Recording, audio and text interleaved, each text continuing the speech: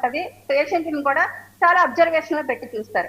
అంటే ఇలాంటి రేర్ గా వచ్చేటువంటి అరుదైనటువంటి చాలా మంది ఇబ్బంది పడుతూ ఉంటారు. దానికి తగ్గటువంటి ప్రికాషన్స్ తీసుకుంటారు కాబట్టి చాలా మందికి దీని గురించి తెలియకపోయి ఉండొచ్చు. కానీ రజనీ గారు ఒక డాక్టర్ కాదు, ఆమె ఒక న్యాయవాది. డాక్టర్లకు సంబంధించినటువంటి విషయాల్లో కానీ, ఆరోగ్యానికి హెల్త్ కేర్ కి సంబంధించినటువంటి విషయాల్లో కానీ తెలిసి తెలియని ఆఫ్ నాలెడ్జ్ తో ఎప్పుడు మాట్లాడుకోరు సార్. ఎందుకంటే ఒక మనిషి ప్రాణాపాయ స్థితి నుంచి ఆయన అన్కాన్షియస్ అయ్యారు మీటింగ్ లోనని తెలుసు, వెంటనే ఆయన తరలించారు అని కూడా తెలుసు, వెంటనే ట్రీట్మెంట్ కి వెళ్ళారని తెలుసు. అంటే మన నోటికి ఏదొస్తే అది మాట్లాడడం, ఏది పడితే అది మాట్లాడితే సార్ అది నిజంగా పేషెంట్లని చాలా మంది చూస్తారు, చూసిన వాళ్ళని పూర్తిగా మాట్లాడించని వాళ్ళతో తెలుస్తుంది.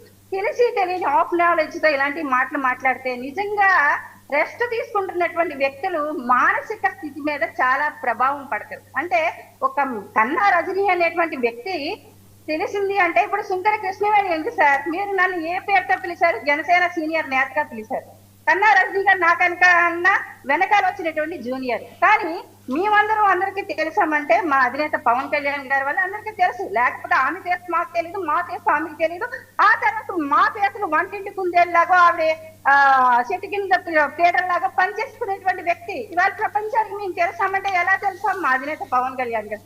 అంటే మనకి ఎన్ని ఎదురు దెబ్బలన్నా తగిలి ఉండొచ్చు, కానీ ప్రతిదీ కూడా ఎంత సంయమనంగా తీసుకొని మన అధినేత ఏ ఎథిక్స్ తో పార్టీ నడిపిస్తున్నారు అన్నది కూడా మనకి కొన్నిసార్లు కళ్ళు మూసుకుపోయినా సరే కానీ ప్రపంచం అంతా కూడా మనల్ని అబ్జర్వ్ చేస్తూ ఉంటది. మీ మీద ట్రోలింగ్ జరిగినప్పుడు కొన్నిసార్లు ఒక మహిళగా ఇన్ని ఎదుర్కొన్నారని బాధపడినటువంటి సందర్భం ఉంది సార్. అది ఎలా అంటే మేము మా పార్టీలో నేర్చుకున్నటువంటి ఎథిక్స్.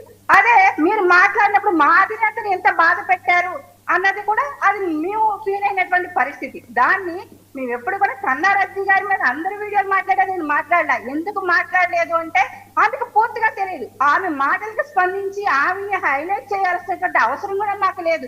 ఒక డాక్టర్ మాట్లాడారనుకోండి, ఆ కేసు విషయం మీద ఖచ్చితంగా మేము రెస్పాండ్ అవుతాం.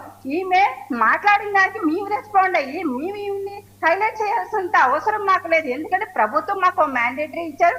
ప్రభుత్వంలో మా అధినేత పవన్ కళ్యాణ్ గారు కీలకమైనటువంటి మంత్రిత్వ శాఖల్లో ఉన్నారు కాబట్టి ప్రజలకి ఆయన ఏం పని చేస్తున్నారనేది మేము ప్రజల్లోకి తీసుకెళ్లవలసినటువంటి అవసరం మాకుంది తప్ప ప్రతి రోజంతా వెళ్ళిపోయే వాళ్ళు ఏదో మాట్లాడినప్పుడు దానికి మేము రెస్పాండ్ అవ్వాల్సినటువంటి అవసరం లేదు.